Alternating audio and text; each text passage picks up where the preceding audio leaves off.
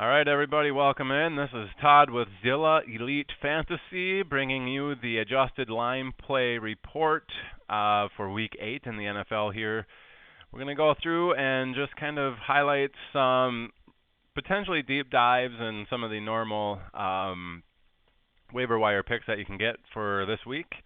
And we're just going to kind of go game by game here and look at potential matchups and potential people that you might be able to pick off for each particular game here. We're going to start off with Thursday night game here, Atlanta at Carolina. And we're looking here kind of Atlanta's defense against the run pretty good, and we're kind of more interested in this game in the passing offense. So if we look at Carolina pass protection, 14th, Atlanta generates almost no pressure. Carolina as well generates almost no pressure. Both teams are middle of the road there as far as offensive pass protection. So just to highlight two players that you probably can get off your waivers if you are extremely desperate. Russell Gage from Atlanta has been performing well the last couple of weeks with Julio Jones back. And then a really deep dive for Carolina, you could look at Curtis Samuel in that game. That is a Thursday night game, so if you don't know if somebody's going to be playing later on and you need to pick up somebody and you feel that Atlanta's defense is poor enough against the pass, maybe you're looking at a Curtis Samuel getting into the end zone. And I think last week he had five targets, 5 catches. So those are the two people that I'd be looking at as far as that. I would rank Russell Gage probably higher than that, higher than Curtis Samuel. Curtis Samuel is kind of a desperation play in a really deep league. Next game here, Las Vegas at Cleveland. We got a 53.5 point over under there. And we're looking at Cleveland pass protection on offense, top 10. Las Vegas doesn't generate hardly any pressure. So you kind of figure the pass game is going to be good there. So on Cleveland's end, we're probably looking at Rashard Higgins. And also on the defensive or on the tight end side, I believe that you can also start Harrison Bryant if you can pick him off the waivers. He did score 2 touchdowns last week, and he started over David Njoku. So those are two people that I would target. It is a low passing volume offense, and Cleveland, as you can see here, third in run blocking offense. So top 3 in Las Vegas, got a red there, so they're bottom 10 almost. For defensive adjusted line yards, Cleveland does like to run the ball, so I assume this is going to be a Kareem Hunt game. Las Vegas is able to score points, and Cleveland's defense isn't particularly well.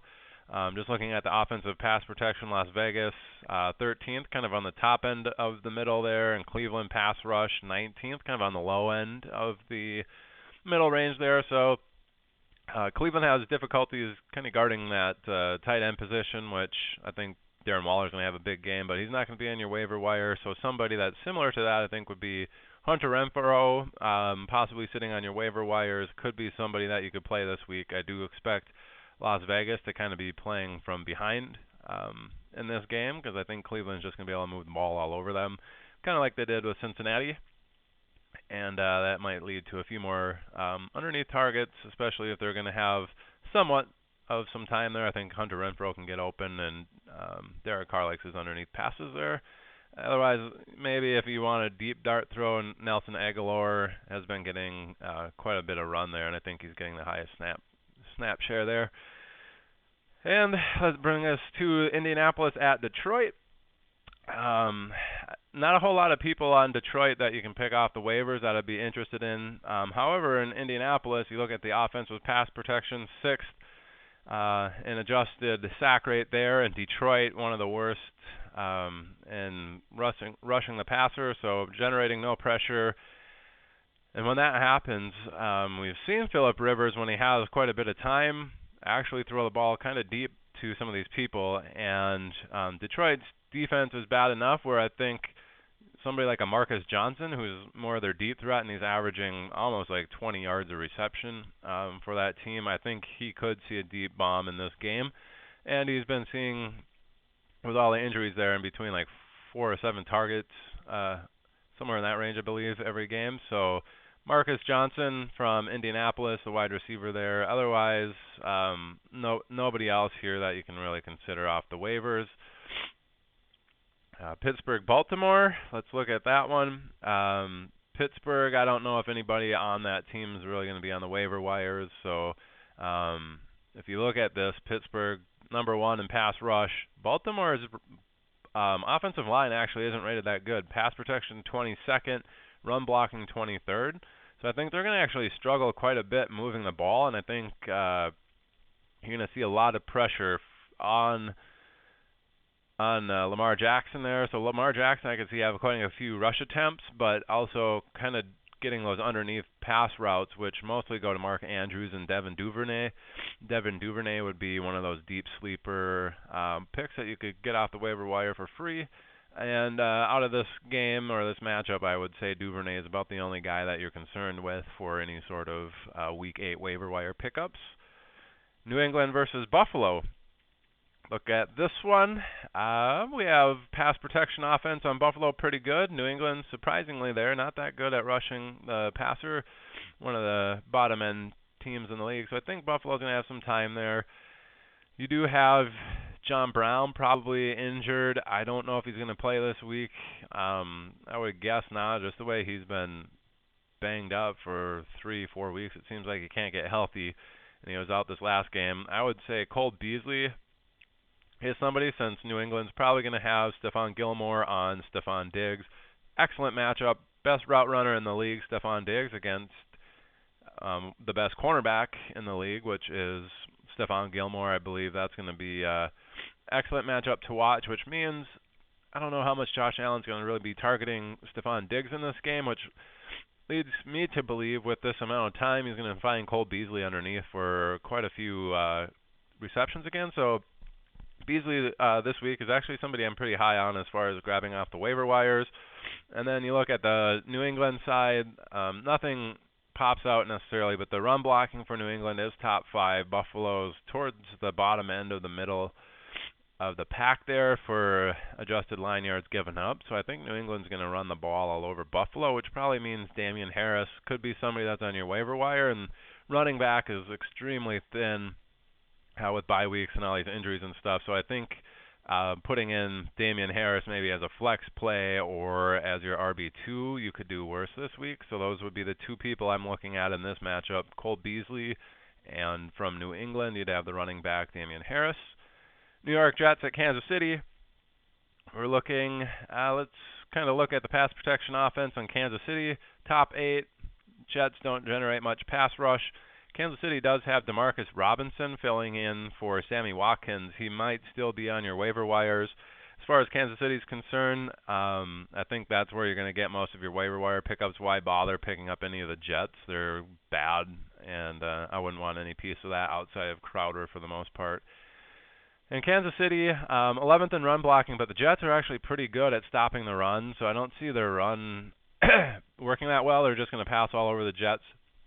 And like I said, Demarcus Robinson, I think he's going to be somebody that's actually in there, even if this is a blowout. And then McCole Hardman, too. He's kind of like the Tyreek Hill light or the Tyreek Hill replacement in there. Those two I could see Demarcus Robinson having a higher target share, obviously, in that thing. I think he's in line for somewhere probably between 6 to 9 targets in this game. And then you're looking at Mecole Hardman, the one-touch man. I believe he is startable in this just because they're going to be up. And I could see them throwing a few deep bombs to him with some pass protection just to get him involved, as he's been kind of light the last few weeks. So from this, avoid all your Jets, and then you can look at Demarcus Robinson or Mecole Hardman if you're in a desperation play. Mecole Hardman especially, you can take 2 of them to the house if he gets 2 targets. So against that Jets defense. Minnesota Green Bay, on to the next one here. Let's take a peek at what we have. Green Bay pass protection offense, 5th. Minnesota middle of the pack there in generating pass rush. I think Green Bay will have some time, but you also look at the run blocking. Very good. Minnesota very bad against the run. I think Green Bay is just going to run all over them. Aaron Jones did have a pretty good game against them the first time around, and target hog Devontae Adams, I believe, is going to get most of the targets there. MVS kind of worthless, and Robert Tonyan might be somebody that you could look at, but the safeties are probably going to be on him more so than the cornerbacks, and they're a lot better than the cornerbacks Minnesota. So Green Bay side, I'm not necessarily looking at anybody unless it's Jamal Williams because um, the starter there is out. So if you're looking at that, Jamal Williams would be somebody, but he's probably picked off the waivers last week. And then on the Minnesota side, kind of look at the pass protection, pretty poor. Green Bay, very good at generating pressure. So Irv Smith would probably be somebody on the tight end streamer where he's going to be under pressure. They probably can run the ball on Green Bay, which is what they're going to do for the most part. But in those passing situations where it's maybe like 3rd and 6, I believe Cousins will be under pressure, and that's going to lead to a lot of dump-offs where Irv Smith is kind of that third down guy for them. Irv Smith and maybe Rudolph if you want to go that way, but Irv Smith with the higher upside, I think he's good for 4 or 5 catches in this game for maybe another 40 to 60 yards. So in this game, it would be Irv Smith and pretty much Jamal Williams on Green Bay if we can't get the starter there going. So on to the next matchup. Los Angeles Rams at Miami. Kind of look at these matchups for the line play. Defensive pass rush, pretty good for the Rams. Miami, exactly middle of the road there. With that being said, I don't think Tua's arm is actually all that strong, so you'd look at the underneath routes probably being something more favorable here. Mike Gesicki, if he's on your waivers, would be somebody I'd be targeting. Unlikely that he is, but the slot receivers there, Jakeem Grant and Isaiah Ford, I think would be people that you'd be able to stream in this matchup and getting 5 or 6 targets just because they're going to be the underneath route and Tua will be pressured a little bit. And then on the Rams side, you look at run blocking first overall, Miami 31st against it. Pick your poison with the Rams in the backfield there, but I believe the Rams should be up pretty heavily in this game. And if they're going to be running a lot, Malcolm Brown might be somebody, or Henderson might be somebody that's on your waivers. Unlikely, but Brown the most likely of them. And I could see him punching one in this game just because they're up. And they're really good against the power, and Miami's one of the worst against the power rating and getting into the second level. So from here, I'd look at the Rams. You're probably looking at Henderson if he is available in your league. Otherwise, Malcolm Brown potentially. And then on the Miami side, Isaiah Ford, the slot receiver, or Jakeem Grant. They're both getting roughly about 30% of the wide receiver snaps there in Miami. On to the next game, Tennessee at Cincinnati. I like this matchup a lot, especially for daily. This is one I'm probably going to attack. 54.5 point total there, which I believe will probably hit the over since you look at Tennessee. They generate the worst pass rush in the league. And what Cincinnati's strong point, passing the ball, even though their pass protection is awful. You're looking at Tennessee side of the ball not being able to generate any pressure, and Tennessee being able to run the ball in Cincinnati, and also the pass protection very good, and Cincinnati's pass rush also awful. I think Tennessee's going to put up a monster amount of points. Cincinnati's going to be playing from behind the entire game, and since Tennessee doesn't have a pass rush, Cincinnati's going to be able to pass all over them. So on the Tennessee side, I don't think anybody is going to be on the waivers that you can really look at there other than Corey Davis maybe catching a long bomb. They did try that against Pittsburgh. So Corey Davis is a potential guy that you could pick off the waivers. And on the Cincinnati side, if A.J. Green happens to still be out there on your waivers because somebody dropped him, that'd be somebody I'd be targeting this week. He's gotten 24 targets or something in the last 2 weeks. So Tennessee side, Corey Davis. Cincinnati side, I would be looking at the A.J. Green possibility if he's sitting on your waivers. Next game, Chargers at Denver. Let's take a peek here. Based off of this, pretty much no one in here. The pass protection from the Chargers isn't very good. Denver's pass rush is pretty good. It's going to lead to more underneath routes, which is Hunter Henry and Keenan Allen. They're not going to be on your waivers. I don't think he's going to have a ton of time to throw it deep, so those Guyton and Mike Williams passes probably going to be pretty limited this game. And then on the Denver side, their pass protection is pretty poor. Chargers, middle of the pack against the pass rush. I don't see Denver having anybody necessarily off the waivers that you want to target. So this game's kind of an avoid for anything there. Off to game 11 here, New Orleans at Chicago. There's really only one play in here. Chicago doesn't have necessarily anybody that I'd want to start in this game. New Orleans across the board, defensive line, top 7 in everything. Offensive line, top 7 in everything. So their line play is a little bit better. Chicago, pretty much top end or middle of the pack for everything there. Nothing too crazy. With Michael Thomas suspected to be out, though, I would be looking at Marquez Callaway again, at getting quite a few targets, at least in this game, kind of slicing up that Chicago defense. I think this is going to be a dink and dunk underneath type of game for New Orleans, and it's probably going to be more Alvin Kamara and the shorter routes, which Callaway did seem to be running in that game. Deontay Harris, I believe, is another one who has scored a touchdown in that game. So those are a couple of guys that you could probably look at. Marquez Callaway would be somebody that I would be heavily targeting if I wanted a pretty solid floor. I think New Orleans is going to be able to move the ball in Chicago, but it's going to be a close enough game where he's probably going to get you 7 or 8 targets in this matchup. San Francisco at Seattle. I don't necessarily like anything as far as the adjusted line metrics, but Deebo Samuel expected to be out, so that kind of gives rise to Brandon Ayuk. Their pass protection isn't necessarily good, but Seattle one of the worst at generating pressure on the quarterback, 28th in adjusted sack rate.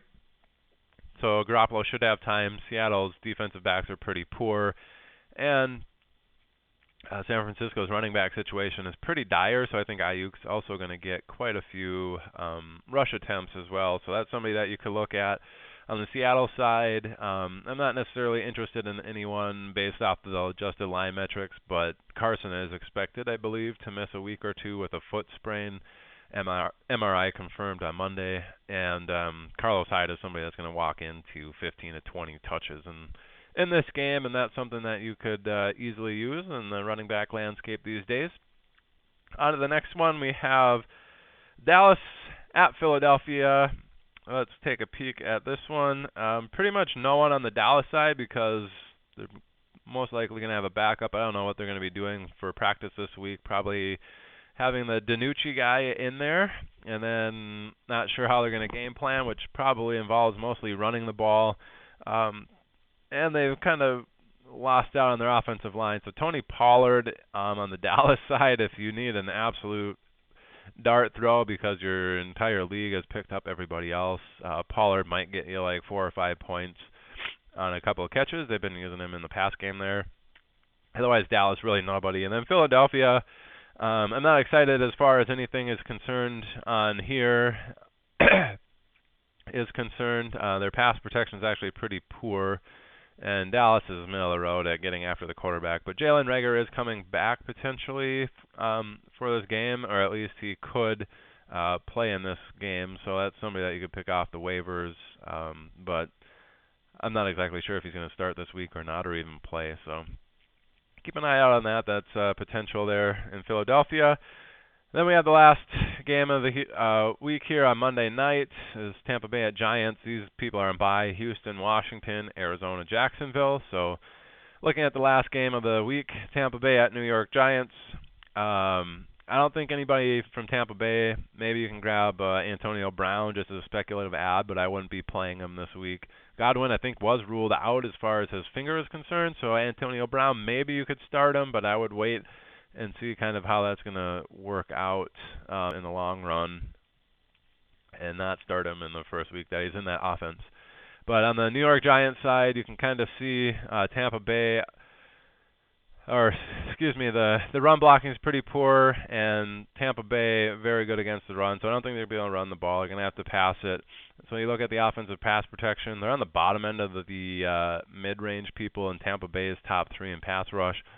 He's going to be under duress, which probably means shorter dump-off throws, so your Golden Tates and your Sterling Shepards probably going to have the 6 to 9 target volume range in this game. And I don't want to necessarily start anybody from there, but if you're going to pick up somebody and you have to start them, it would be one of those two. Again, on the Tampa Bay side, I'm not super excited in picking up anybody. Maybe Gronk if he's sitting there and you need a tight end start this week. But Arizona, Jacksonville, Washington, and Houston, not really tight end people that you're going to be starting anyway there. So, but Gronk and maybe Scotty Miller in this game, and speculative Antonio Brown, which I would wait on. So, anyway, guys, that's the Week 8 adjusted line play report for the waiver wires that are going to run usually on Tuesday, which is tonight. So I wish you the best of luck. Hopefully you can go through there and you got some kind of idea based on the adjusted line play metrics of what guys might go off and who you can pick up, especially if you get outbid on somebody and you're looking for one of those deeper dives.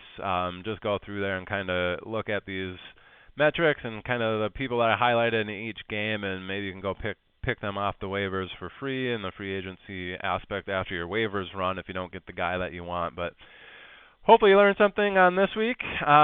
Tune back in later for the DFS stream that I'll be doing later on, probably Thursday night. Once we get some more information on the injury reports and stuff for this week, I'll put out the DFS stuff for the main slate here. Please, please, please smash that subscribe button on here. Hit the like if you like this content. This stuff is kind of proprietary as far as matching these things up right away and having all the line totals and everything for that. So if you like this, I'll probably put out 2 videos a week. One for your waiver wires highlighting the stuff when this comes out on Tuesday, and then another later in the week in between Thursday and Saturday for the DFS matchups that you could probably highlight, which will kind of go over again once we get more injury information. So thanks for watching, guys. Good luck on the waiver wires. Stay tuned for the DFS part coming out. Have a good one. Thanks for watching the Zilla Fantasy Elite Productions. Bye.